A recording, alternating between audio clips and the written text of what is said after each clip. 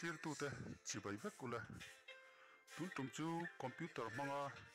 geophone flash dan kan jir ho don ani geophone hi Mizoram mai ni lo India ram abi kin tingtlanga kan mang tam em a amai ro chu software lama hian har sat na hi au ma em ani abi kin phone han switch on ruala logo tang kan tiang chi te hia tam em a chu wangin tun tuma hian hei hi thil har salo te computer nei te tan chuan mi siam tiramo a han pana poisa alo pera zani zathum te zanga te choi ngai lovin ma ni na kan ti thei ve mai ni a kan hria ta wangin kan thiam ngei kan be seya chu wangin he video hi lo thira lo like a lo subscribe bok turin kangen masa chewani geophone hi model rang aum ve a LYF F90 M tite LYF F220B tite a chi rang model aum ve a model azir hian a flash dan po tlem ai nang lo deuh mai thei amai ro chu pakhat kan thiam to chuan adang hi chu kan thiam mai tura kangaya a har se em chuan chuang lowa ama sain kan hria ta tana tha chu file a software kan ti mai firmware file hi kan download put angaya Google a hian firmware FIRMWARE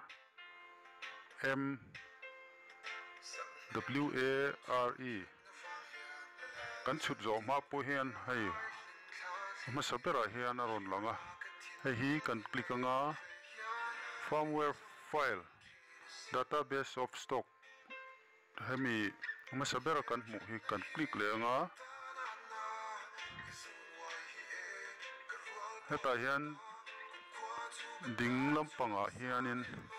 search na hianin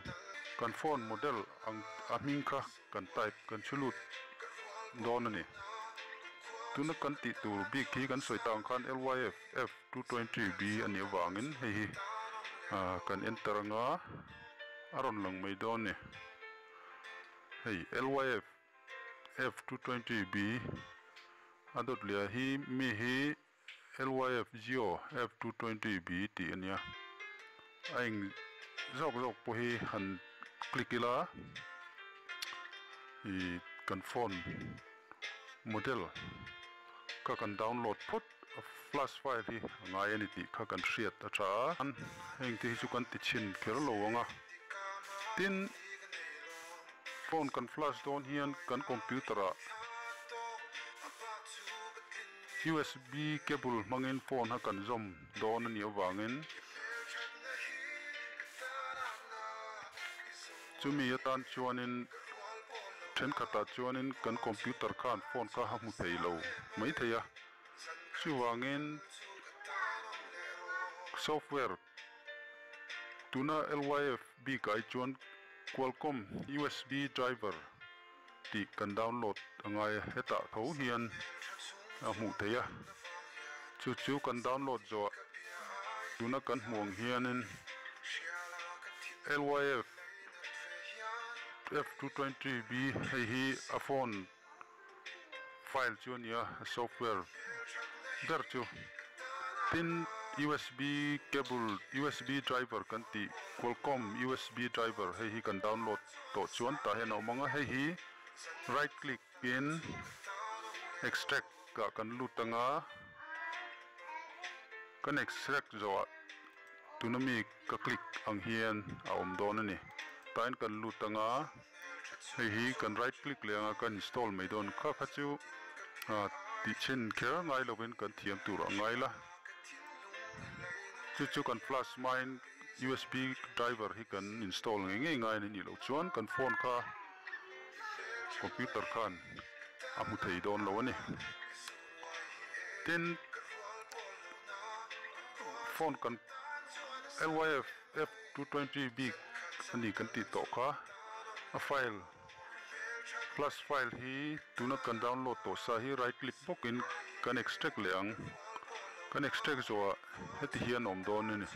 achung bera tuna ka click ang hian heta hian hei hi kan copy amo kan cut anga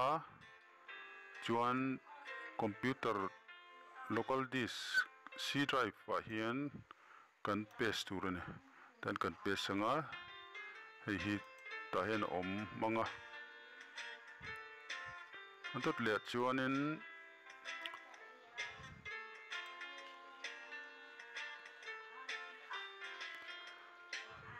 a flash na tur Q flash tool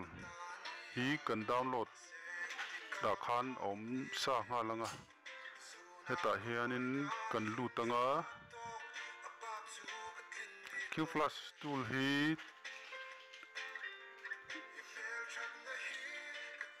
hei po hi kan download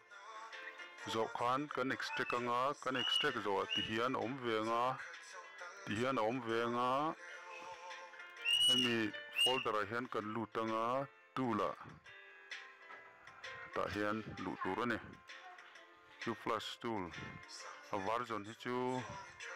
9.16 engponi se hei chu man thei vek tura ngai la ta kan flash tool a kan lut to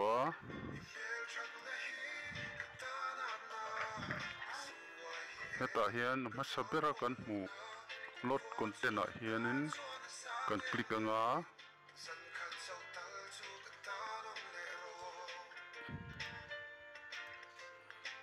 china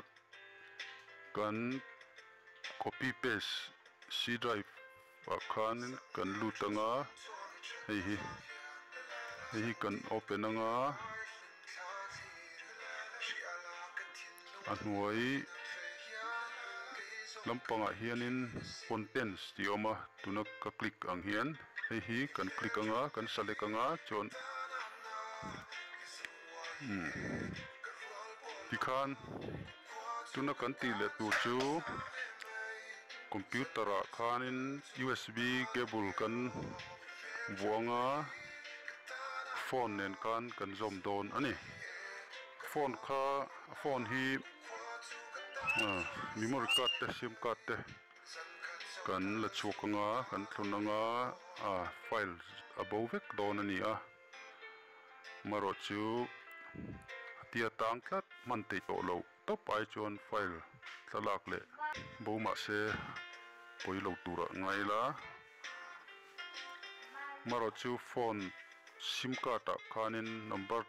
phone number te kan save chuan sim card kan lak chu chuan a bo don chung lowa kan vole hun a lang le vek thei don ne hei computer nen phone kan USB cable manga kan thunzom don hian battery hi kan phoyanga kan volenga tuna kan mu ang hian USB cable manga computer le kan phone kan zom rol hian star hi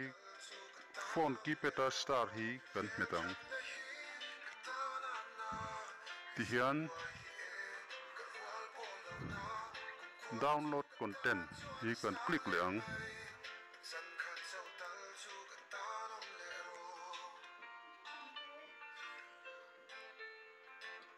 ti hian phone chu kan flash meka zo hun kan ngak to mai ani